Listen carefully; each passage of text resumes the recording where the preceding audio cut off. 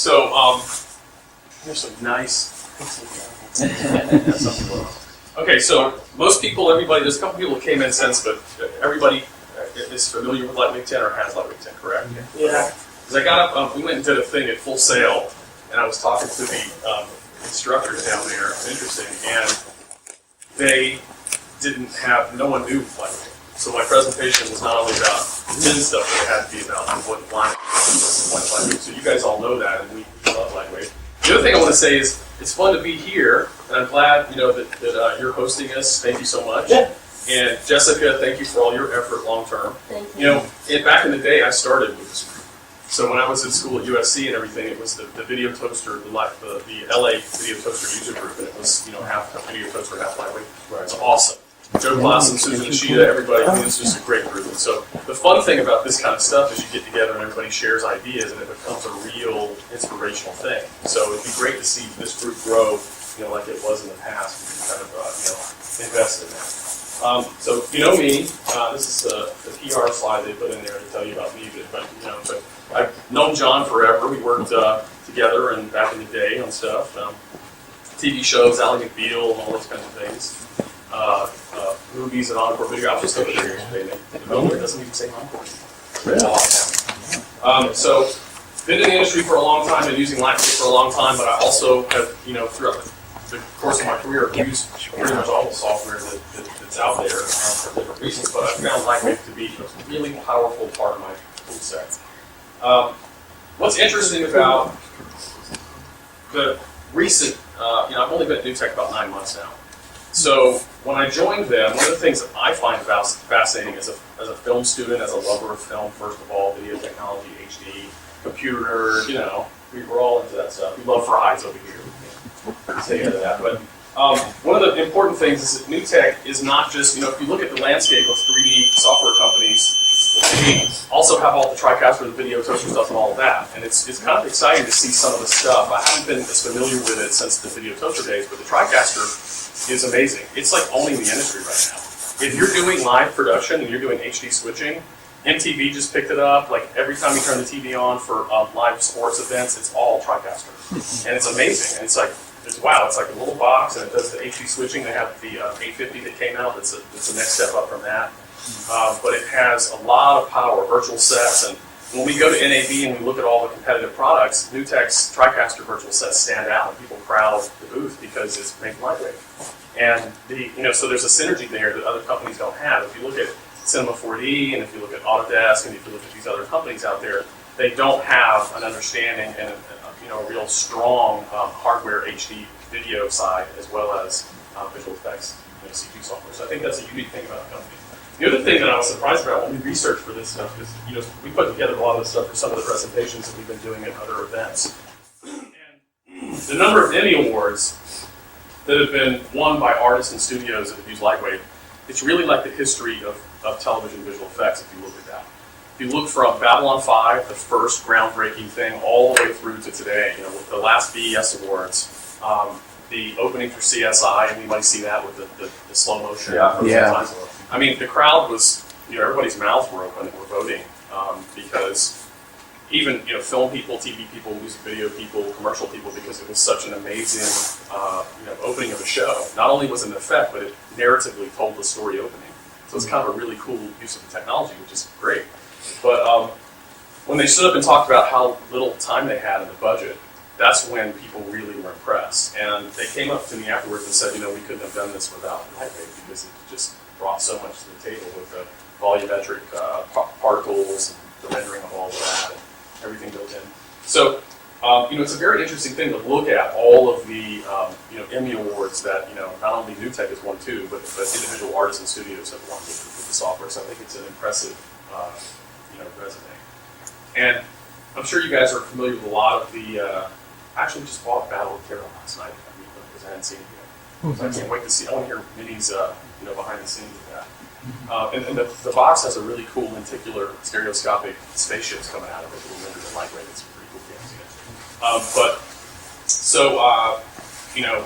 Avatar, I worked on that one, and a lot of these other shows are also, LightWave performed an important role on those productions. And I think that increasingly the thing that's important for me as coming from diverse production pipelines is to enhance that so that LightWave is the easiest thing to plug into a pipeline. You don't have to hire me or John Babaresco or hi there. Hi. One of those, one of the people that have been using it for a long time to problem solve. You can easily, get stuff in and out of the package. So the things we're going to cover today, you guys are familiar with a lot of this, but how many of you are using actively these features a lot, or you just kind of purchased it and you haven't had a chance to really look at it yet? How many people haven't really had a chance to look at it yet? Yeah? And so, but you all know that you haven't had a chance to jump in. Okay, how many people are actively using it in production or on your projects? Okay, great. So, good. This is going to be a good conversation because I'm excited about, again, I've been at the company for 9 months, and so we have been having a great time. Jamie Finch is sitting here with us. She's one of the developers, and we've worked really hard to get this release out, and we're excited. We're so excited about this, but we're also really excited about the other stuff. Like, we're right now in the middle of our planning phase, and we've been having the best meetings for several weeks now, and we're just enjoying the heck out of that. But so the key points of LightWave 10 are the VPR, the Viewport Preview Renderer. A lot of people are familiar with F Prime and that type of stuff. One of the things that's very notable about the VPR is it supports our linear color space workflow. So if you're working like pretty much professional level production today, you have to kind of be aware of that and be using that in some capacity. And F Prime does not support that, and we don't know what the status of that's going to be, but we do support it. It's integrated into our product, into the Viewport. The virtual studio tools are really close to my heart because where I come from, the projects I've been working on, and the kind of stuff that we've been doing. I'm excited about our implementation. We have a partnership with InterSense, which is a great company. They have the InterSense system is scalable. They have a little controller device that you can get into a small grid system with a controller for about $15,000, and then it scales up from there to about $60,000 for the whole full VCam system. Now the VCam, some of you guys saw at SIGGRAPH when I was demoing the VCam. It has the form factor of a real video camera system, but it has all the buttons for zoom and all that. Those are mapped directly to LightWave's camera.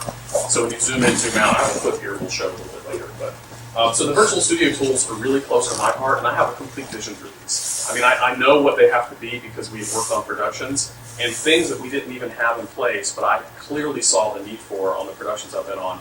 I'm going to do in this virtual studio tool. So it's the foundation. The first version, it incorporates the 3D connection device, the space trackers, the two versions of that, and also the VCam InterSense system, just plug and play. So that's the first implementation. It's really cool. The new stereoscopic capabilities are also really important because, I mean, you know how long we've been working in stereo, right? And LightWave does great with stereo. We did stereoscopic IMAX LightWave stuff for years now. Its renderer holds up second to none. 70 millimeter projection, cuts right in, looks beautiful. The thing about it is the stereoscopic cameras in LightWave had been implemented initially, but they really had never been nurtured and kind of pushed along. So I always chose to make my own rigs, actually, as we did when we worked on stuff with John. But I didn't think that was really necessary, and so I had the benefit of doing a little bit of white paper research over the last year on stereo, and so we basically took the entire mathematical matrices in our stereo canon, we ripped it out, and we replaced it with actual different matrices that are allowing us to implement different types of rigs. So we have a convergent rig, which is exactly the same kind of rig we use on Avatar and other productions that integrate stereoscopic with live action, because you have a certain limitation of real world cameras, how close they can actually get together physically and all of that. The convergent rig also gives the director control of the narrative effect of where convergence happens or where zero parallax is. So it's a really unique thing, compared to a parallel setup, which is just going to allow you to move things. That can be useful too. But convergent really allows you to control in the same way that you would depth of field as a director or as an artist what the stereoscopic effect would be. So when we were at SIGGRAPH, it was really funny. We had a scene where we gave glasses out for LightWave, and we were trying to set up the car that was on in the shot to stick out into the audience for the effect. And I was like on stage trying to guess this in LightWave at the time because we had not implemented our camera rigs. Now it takes me 10 seconds. Like I don't even have to look at the numbers. I know exactly where to place the convergent point in space and exactly what the effect's going to be. I had the group put on glasses and I was like, let me tell you what it's going to do right now. Watch this, and I just do because I can see visually in OpenGL where the convergent point is and what the stereo rig's doing now, which you couldn't see before. There was no stereoscopic representation of the rig in LightWave, it was one camera. So it's really cool to see dynamic interocular and the convergent point. So that's cool. And linear color space workflow doesn't sound as sexy. How many people are using linear color space workflow or know about it? Okay. So it doesn't sound quite as sexy, but it's really, really cool and powerful. And we were doing some stuff over with Darkside, who did the recent Iron Maiden music video, the new Eddie. You guys seen that one? It's like a space opera, and he's in space. And all done in LightWave renders, and they actually stayed with 24-bit renders for that, and they were able to push so much latitude from those 24-bit renders that they were amazed. They experimented with going with a higher dynamic range image format, but it took up so much space on the hard drives, and they got such a good result from the 24-bit using linear color space that they didn't need to do that. So that's cool. And the new data interchange tools are really important. The MDD it's a major update. I don't think users and people realize how much that has actually changed and what is actually there fully. And I feel we're partly responsible because with all the push to get all this done in this time period that we had, I wasn't able to do as much with the tutorials, but we're working on those now. We've got Lino Grande is working on a great tutorial that's coming out. We're closing in on that one, and it's looking great. But we've added Autodesk geometry caching, which is basically Maya Autodesk's version of MDD. And MDD is the first commercially available geocache, geometry cache, point cache system that anyone had. And so as a result, it became used in XSI Soft Image as their base translation system. You had things like Point Oven and Beaver Project and all these other projects that came up to translate things back and forth because it was the only viable solution. And NewTek invented that years ago. So the other thing that's interesting is initially Autodesk Geometry Cache is the same thing. They're similar, but MDD also has an added benefit of recording translations without deformations. So if you have like a cube, for example, in LightWave, and you just move the cube, X, Y, whatever, MDD records that. It's not deforming the cube at all. In Maya, if you don't apply a deformation, it doesn't record data. So MDD is actually more flexible. And if you go to Disney, a lot of my friends work at Disney, and I've been meeting with some of them, and that's how they get things through their pipeline, is they have characters that are so meticulously animated. And when they lock that animation down, they don't want one single vertice to change when it goes down the pipeline. And when you have diverse pipelines like that are using their own proprietary tools, what a nightmare that is to get specific rigging tools for Maya or whatever, LightWave or whatever, into some other application, because that's a problem. When you bake those vertices like that, they're assured that it's going to look exactly the same when it goes down the pipeline.